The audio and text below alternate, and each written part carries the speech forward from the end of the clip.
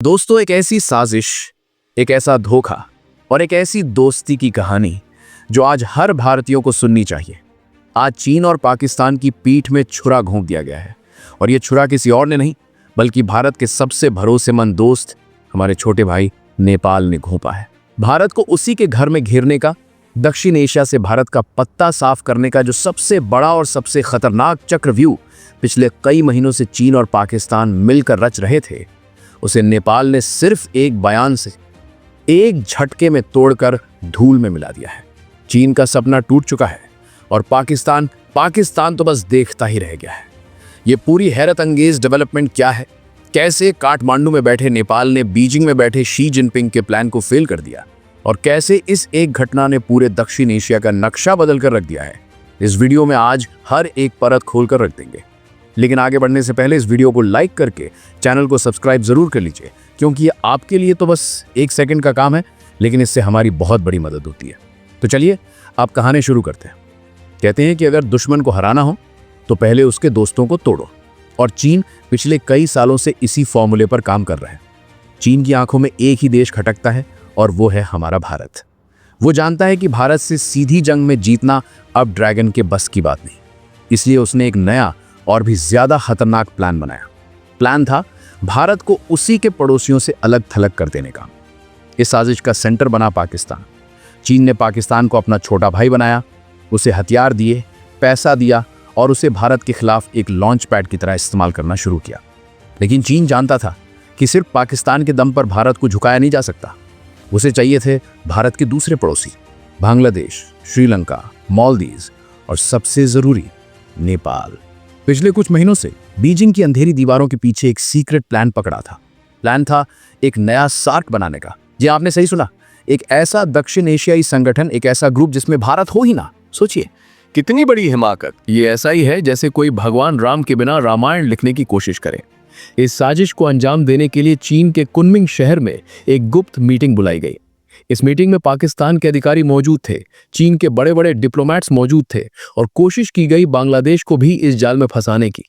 बांग्लादेश को बड़े बड़े सपने दिखाए गए, अरबों डॉलर के निवेश का लालच दिया गया। चीन और पाकिस्तान का मकसद बिल्कुल साफ था। पहला, भारत के उस वर्चस्व को चुनौती देना जो दक्षिण एशिया में हजारों सालों से कायम है।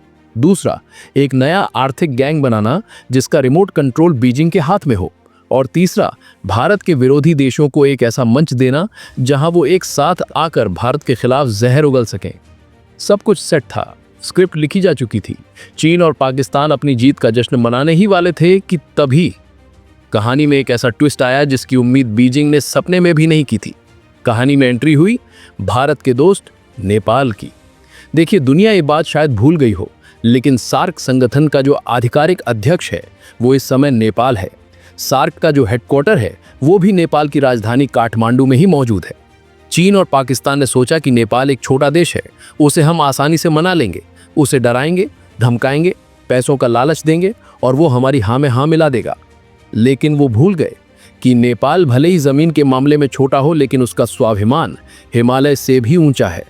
जैसे ही ये नए सार्क की खबर काठमांडू पहुंची, नेपाल ने एक ऐसा बयान जारी किया जिसने चीन के कानों से धुआं निकाल दिया और पाकिस्तान के पैरों तले जमीन खिसका दी। नेपाल ने पूरी दुनिया के सामने ऐलान कर दिया और कहा, हमें कोई नया सार्क नहीं चाहिए, हमें किसी नकली संगठन में कोई दिलचस्पी नहीं है, हमें हमारा पुराना असली सार्क वापस चाहिए।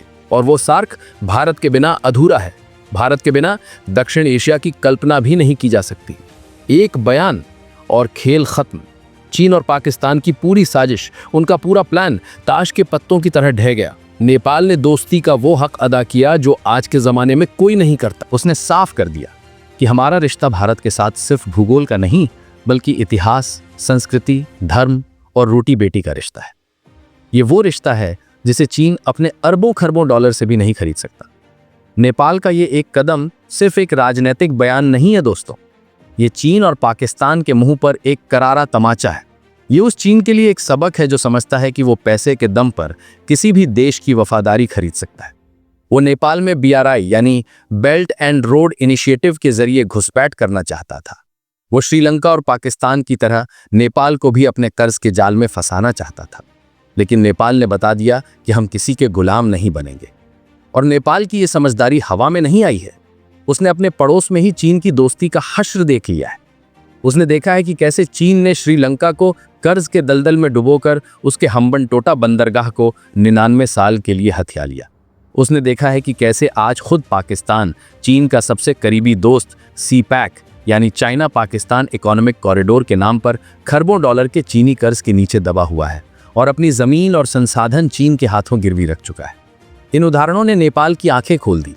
उसे समझ आ गया कि चीन की दोस्ती का मतलब है आज की मदद और कल की गुलामी। और नेपाल ने गुलामी नहीं, स्वाभिमान चुना। अब जरा ये भी समझ लीजिए कि चीन और पाकिस्तान का ये प्लान कभी सफल क्यों नहीं हो सकता था। भारत के बिना दक्षिण एशिया कैसा दिखेगा? कल्पना कीजिए एक ऐसा संगठन जिसमें भारत नहीं है, तो फिर है कौन? एक तरफ है पाकिस्तान जो खुद कटोरा लेकर पूरी दुनिया में भीख मांग रहा है। उसकी अपनी इकोनॉमी आईसीयू में पड़ी है, वो भला किसी दूसरे देश का क्या विकास करेगा। दूसरी तरफ है चीन जो दक्षिण एशिया का देश है ही नहीं, वो एक बाहरी ताकत है, एक घुसपैठिया है जिसका मकसद सिर्फ और सिर्फ अपना दबदबा कायम करना है। और फिर बचता है बांग्लादेश जो खुद अपनी ऊर्जा ज़रूरतों के लिए, अपने व्यापार के लिए भारत पर निर्भर है। तो असलियत यह है कि भारत इस क्षेत्र की धड़कन है। आज सावन का पहला सोमवार है और कहा जाता है कि महादेव आज के दिन सभी की मनोकामना को पूर्ण करते हैं और महादेव से अपनी मनोकामना पूर्ण कराने का एक ही जरिया है, वो है ये नंदी महाराज। नंदी महाराज को एक ऐसा वरदान दिया गया है कि जो भी व्यक्ति नंदी महाराज की अपनी ऊर्जा ज़रूरतों के लिए, अपने व्यापार के लिए भारत पर निर्भर है। तो असलियत यह है कि भारत इस क्षेत्र की धड़कन है। इकोनॉमी, भारत दक्षिण एशिया की सबसे बड़ी, सबसे शक्तिशाली अर्थव्यवस्था है। आबादी, दुनिया की सबसे बड़ी आबादी वाला देश। टेक्नोलॉजी और मदद, चाहे वैक्सीन हो, चाहे सैटेलाइट हो, चाहे कोई आपदा हो, हर मुश्किल समय में अपने पड़ोसियों की मदद के लिए सबसे पहले पहुंचने वाला देश भारत है। भूगोल, और सबसे बड़ी बात भूगोल, नेपाल और भूटान जैसे देश तो 3 तरफ से भारत से ही घिरे हुए हैं। उनका सारा व्यापार, उनकी सारी ज़रूरतें भारत के रास्ते ही पूरी होती हैं। तो अगर आप इस दिल की धड़कन यानी भारत को ही इस शरीर से निकाल देंगे तो बचेगा क्या? सिर्फ एक बेजान लाश। और ये बात नेपाल बहुत अच्छे से समझता है। भारत की तरफ से अभी तक इस मामले पर कोई आधिकारिक बयान तो नहीं आया है, लेकिन दिल्ली में डिप्लोमेटिक हलचलें तेज हो गई हैं। भारत का फोकस अब और भी ज़्यादा साफ हो गया है। हमारा फोकस है बिम्स्टेक जैसे संगठनों को और मजबूत करने पर, BBIN यानी बांग्लादेश, भूटान, इंडिया, नेपाल ग्रुप को आगे बढ़ाने पर, और इंडो पैसिफिक में अपने दोस्तों के साथ मिलकर चीन की हर चाल को नाकाम करने पर। एस जयशंकर ने हाल ही में अपनी चीन यात्रा में भी साफ कर दिया था कि हम रिश्ते सुधारना चाहते हैं, लेकिन भारत की संप्रभुता और सम्मान से कोई समझौता नहीं होगा। तो दोस्तों, अंत में कहानी का सार ये है, चीन और पाकिस्तान की भारत को घेरने की सबसे बड़ी योजना फेल हो चुकी है। नेपाल ने दोस्ती निभाकर ये साबित कर दिया है कि भरोसे की ताकत पैसे की ताकत से हमेशा बड़ी होती है। और भारत आज पहले से कहीं ज्यादा मजबूत होकर उभरा है। चीन चला था भारत को अलग थलग करने, लेकिन उसकी इस एक चाल ने उल्टे भारत के दोस्तों को उसके और भी ज्यादा करीब ला दिया है। अब भारत के पास एक सुनहरा मौका है कि वो सार्क को फिर से एक नई ऊर्जा दे, लेकिन इस बार अपने नियमों और शर्तों पर। एक ऐसा सार्क जहां आतंकवाद पर कोई चर्चा न करने का बहाना ना हो। एक ऐसा सार्क जो सच में दक्षिण एशिया को दुनिया की सबसे बड़ी ताकत बनाए। आपका इस पूरे मुद्दे पर क्या सोचना है? क्या भारत को अब सार्क को पुनर्जीवित करने की कोशिश करनी चाहिए या फिर बिम्स्टेक जैसे नए संगठनों को ही अपना भविष्य मानना चाहिए?